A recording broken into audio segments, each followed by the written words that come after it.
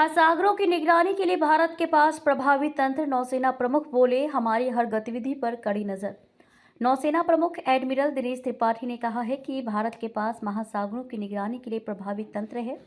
भारत इस बात से पूरी तरह से अवगत है कि कौन कहां है और क्या कर रहा है, ताकि ये सुनिश्चित किया जा सके कि देश के हितों के साथ कोई समझौता न हो। भारतीय नौसेना द्वारा शुक्रवार शाम आयोजित राष्ट्रव्यापी क्विज प्रतियोगिता थिनक्यू 2024 के ग्रैंड फिनाले के बाद त्रिपाठी ने यह भी कहा कि भारत अपने हित के क्षेत्र में गतिविधियों पर कड़ी नजर रखता है।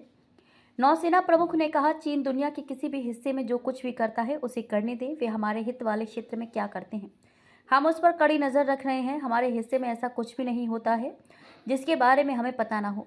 नौसेना प्रमुख ने कहा कि नवाचार नौसेना की सर्वोच्च प्राथमिकताओं में से एक है। त्रिपाठी ने यह भी कहा कि भारतीय नौसेना को उन 2 युवा महिला नौसेना अधिकारियों पर गर्व है जो नाविका सागर परिक्रमा 2 के तहत एक नाव में सवार होकर विश्व का चक्कर लगाने के मिशन पर है। यह चुनौतीपूर्ण यात्रा है क्योंकि उन्हें समुद्र और खराब मौसम का सामना करना पड़ेगा, लेकिन वे अच्छी तरह से प्रशिक्षित हैं। थिनक्यू 2024 के लिए देश भर के 3,800 शहरों और कस्बों से 12,600 स्कूलों ने भाग लिया। 16 टीमों ने सेमीफाइनल में प्रवेश किया और 8 टीमों ने आयोजित ग्रैंड फिनाले में भाग लिया। भारत की सैन्य विरासत के संरक्षण के लिए शौर्य गाथा परियोजना शुरू।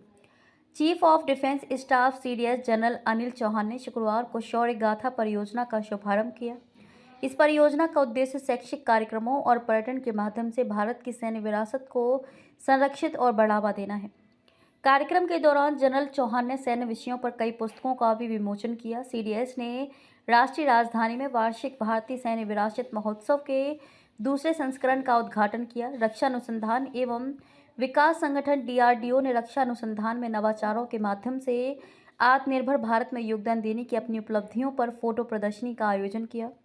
भारतीय सैन्य विरासत महोत्सव का उद्देश्य भारत की सैन्य परंपराओं, सुरक्षा और रणनीति के मुद्दों की समझ को बढ़ाना तथा आत्मनिर्भर भारत पहल के माध्यम से सैन्य क्षमता में आत्मनिर्भरता हासिल करने के प्रयास करना है।